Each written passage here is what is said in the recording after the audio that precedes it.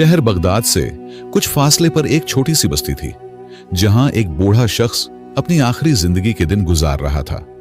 वो एक खामोश, आजिज और दर्दमंद इंसान था। उसके 5 बेटे थे। इनमें सबसे बड़ा यूसुफ था, जो एक जमींदार था। यूसुफ दिन भर खेतों में काम करता, जमीन को सेंचता और फसलों की देखभाल करता। लेकिन वालिद की खिदमत करते हुए वो कभी कुभार उगता जाता और दिल में सोचता कि ये जिम्मेदारी कब खत्म होगी। शाम को जब यूसुफ थका हारा घर लौटता तो उसका बूढ़ा बाप हकीम खामोशी से बेटे की थिकन को महसूस करता। हकीम के दिल में बेटे के लिए बेपनाह मोहब्बत थी, मगर वो कुछ कहे बगैर अपनी नजरें झुका लेता। वक्त गुजरता गया और हकीम ने यूसुफ के रवैये में तब्दीली महसूस की। वो जान गया कि यूसुफ थिकन और जिम्मेदारी के बोझ तले दब चुका है। शायद उसे यह महसूस होने लगा था कि बूढ़ा बाप अब उसके हमराह है, लिए एक बोझ बन गया है। यूसुफ की बेरुखी हकीम के दिल को चुभने लगी। एक दिन हकीम ने यूसुफ को बुलाया और नरमी से कहा, बेटा, मुझे मालूम है तुम पर बोझ बढ़ गया है। फिक्र न करो, मैं ज्यादा दिन तुम्हारे साथ नहीं रहूंगा। 2-3 दिन बाद दूसरे बेटे के पास चला जाऊंगा। तुम अपने काम और जिंदगी पर ध्यान दो, मेरे लिए परेशान होगा न होना। यूसुफ ये सुनकर खामोश हो गया। दिल में निदामत महसूस हुई, मगर जबान से कोई लफ्ज न निकल सका। कुछ दिनों बाद हकीम दूसरे बेटे फारूक के पास चला गया, जो एक कामयाब ताजिर था। दौलत की कमी न थी, लेकिन मोहब्बत की कमी जरूर थी। फारूक के लिए कारोबार ज्यादा अहम था और उसकी बीवी सिसर को मुकम्मल नजरअंदाज करती थी। हकीम दिन भर एक कोने में खामोश बैठा रहता, दिल में बेटों की बदलती हुई मोहब्बत का गम लिए, मगर कभी शिकायत न करता। एक दिन फारूक ने बीवी के कहने पर कहा, बाबा, आप मेरी कारोबारी मदद करें ताकि आपकी मौजूदगी का फायदा भी हो। हकीम खामोश रहा। उसकी झांकी कमर और कमजोर जिस्म बता रहे थे कि वो अब मेहनत के काबिल नहीं, मगर वो बेटे की बात का बरा नहीं मनाया, क्योंकि जानता था फारूक मोहब्बत से नहीं, जिम्मेदारी के एहसास से बात कर रहा है। रात को जब हकीम की कुराहें सुनाई देते तो फारूक की बीवी कहती, ये बूढ़ा हमें मजीद परेशान कर रहा है, इसके और भी बेटे हैं, वहीं चला जाए। फारूक भी बेरहम हो चुका था। उसने बाप से कहा, बाबा, अगर आप तंग हैं तो दूसरे बेटे के पास चले जाएं, इलाज के पैसे मैं दे दूंगा। यह सुनकर हकीम की आंखें भर आए। ये अल्फाज उसकी इज्जती नफ्स को ठेस पहुंचा गए। हकीम वहां से उठकर तीसरे बेटे उस्मान के पास चला गया, जो एक मेहनती किसान था। उस्मान ने वालिद का एहतराम किया, लेकिन मसरूफियत की वजह से उनकी सेहत और दिल की हालत पर तोजा न दे सका। जब उस्मान सुबह काम पर जाता तो उसकी बीवी बच्चों को ससुर के पास बैठा देती।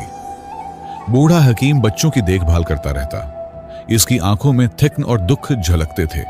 कुछ वक्त बाद हकीम ने वहां से भी रुखसत ली और चौथे बेटे अहमद के पास चला गया। अहमद लालची और मतलबी इंसान था।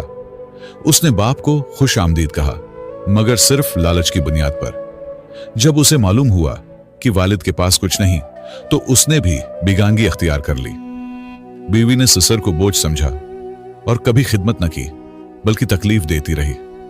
एक दिन अहमद ने साफ कह दिया, बाबा, तुम यहां नहीं रह सकते, मेरे पास तुम्हारे लिए वक्त नहीं, तुम्हें कहीं और जाना होगा।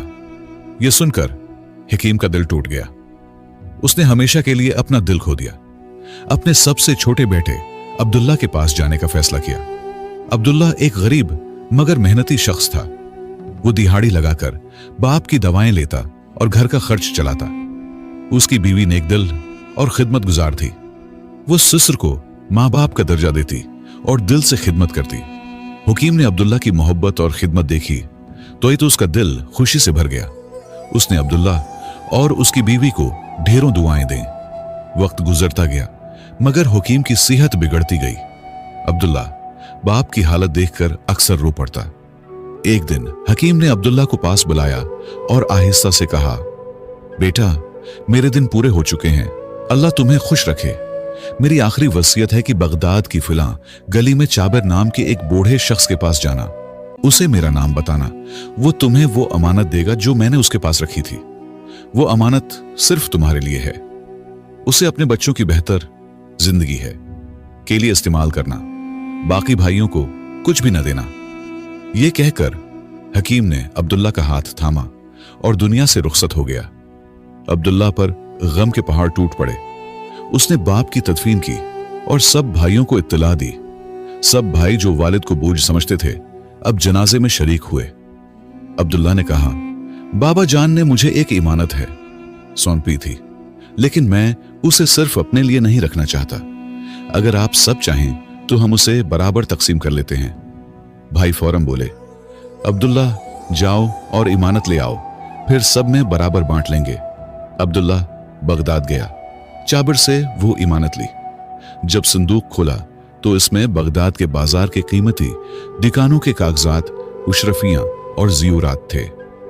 अब्दुल्ला ने सब कुछ दियानतदारी से तकसीम कर दिया। अपने हिस्से पर कनाअत की। वक्त का पहिया घूमा।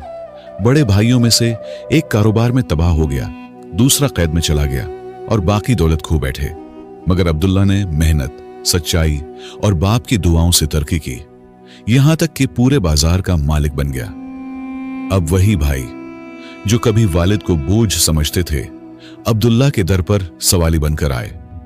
अब्दुल्ला ने उनकी मदद की क्योंकि ये उसके वालिद की सिखाई हुई अखलाकियात थी। एक दिन वो हो गए, वालिद की कब्र पर गया, दुआ की और कहा, बाबा आपकी दुआओं ने मुझे अमीर बना दिया, लेकिन आपकी जुदाई ने मुझे गमगीन कर दिया। अल्लाह आपको जन्नतुल फरदौस में ऐली मकाम अता फरमाए। ये कहानी हमें ये 3 बड़े सबक देती है। 1, वालिदैन को कभी बोझ नहीं समझना चाहिए। 2, मोहब्बत, खिदमत और सब्र का फल हमेशा मिलता है। 3, बाप की दुआएं बेटे की कामयाबी की किंजी होती हैं।